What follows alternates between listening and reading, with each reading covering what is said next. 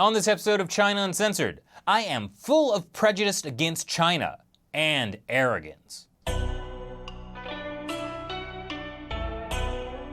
Hi, welcome to China Uncensored. I'm your host, Chris Chappell.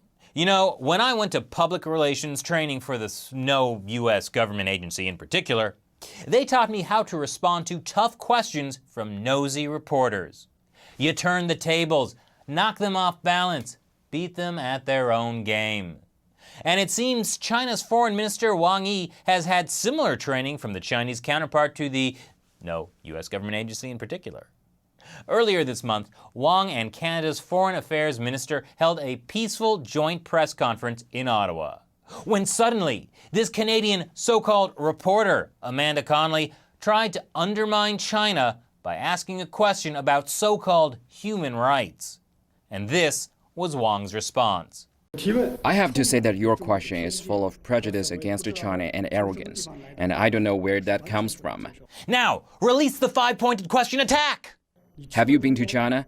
Do you know that China has lifted more than 600 million people out of poverty? And do you know that China is now the second largest economy in the world, coming from a very low foundation? Do you think development is possible for China without protection of human rights? And did you know that China has written protection and promotion of human rights into our constitution? Answered the question with more questions. And you know what? Wang's questions make a really good point. China has the second largest economy in the world, and nothing says human rights like the right to make money, as state-run media tells us every year. The Chinese government released its annual white paper on human rights Monday morning, highlighting progress made in 2014. The 14,000-word human rights reports look at improvements in people's livelihood, including higher incomes. See, China has created its own, more favorable definition of human rights. Where have I seen this kind of thing before? War is peace. Freedom is slavery. Ignorance is strength. I mean, sure, the so-called Freedom House organization gave China a freedom ranking of 16 out of 100, but they're full of prejudice against China and arrogance. And I doubt they've even been to China. And let me remind you, as Wang Yi did, that China has protection and promotion of human rights written into its constitution.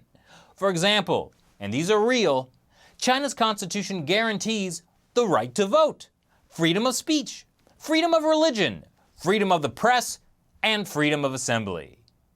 Oh wait, what are those asterisks? I see.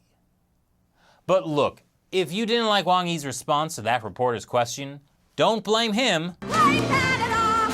Blame Canada! That's right, blame Canada's Foreign Affairs Minister Stéphane Dion, because the reporter had actually addressed her question to him. Stéphane Dion just stood quietly by as this went on. That's right, as you can see in this footage the reporter shot, Dion didn't interrupt and didn't call Wang out afterwards. And really, isn't that a problem too? Chinese authorities pull a bunch of jerk moves, and foreign governments stand by like some polite Mountie.